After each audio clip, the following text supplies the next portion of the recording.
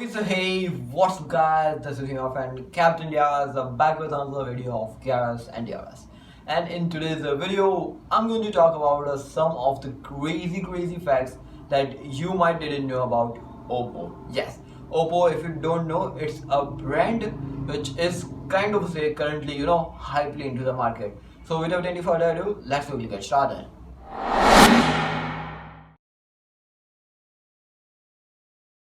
Let's start off with the Oppo itself. Oppo itself, basically the company. The Oppo is a brand of the BBK Electronics, or you can say BBK Mobiles.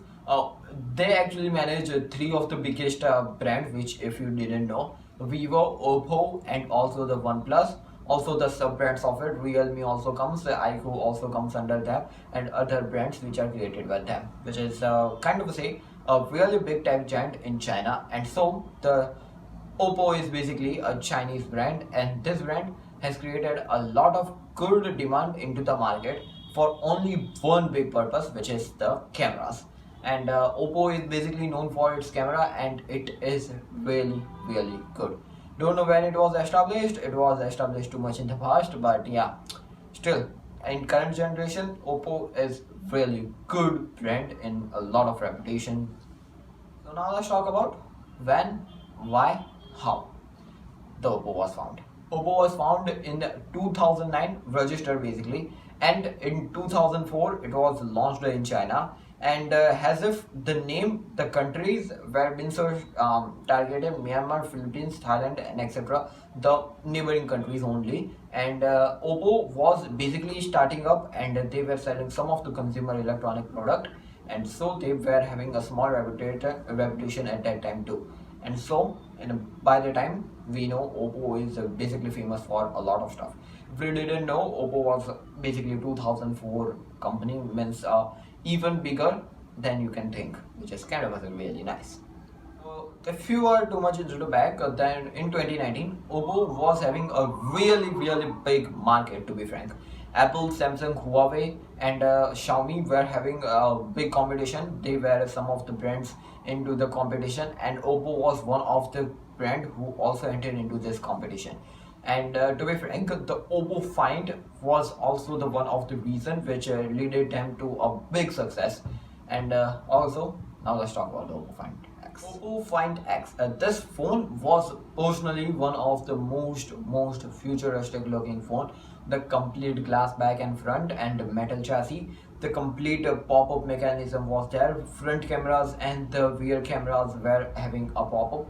There wasn't any physical cameras basically, and so this was a too much into the future. Many people thought that the successor of this will be carried away with this, but since the pop-up mechanism failed and didn't catch the lot of regions, and so it was been decided that the Oppo Find X2 won't be having something like that. But still, there are pretty heavy users who uses this Oppo Find X, and they actually have that flagship type of vibe still maintained on the Oppo Find X series, basically the X itself still today. And to be frank, if you are scrolling onto the internet, you might have found a brand Oppo Digital, and you might have misplaced with the Oppo itself, and you started surfing about Oppo and Oppo Digital. This both are the different companies if you don't know. And Oppo Digital, if you don't know that company, it is focusing more onto the providing data and technology services, such as DTH provider and something like that, and more into that type of tech. And Oppo is basically known for its vibe of smartphones currently.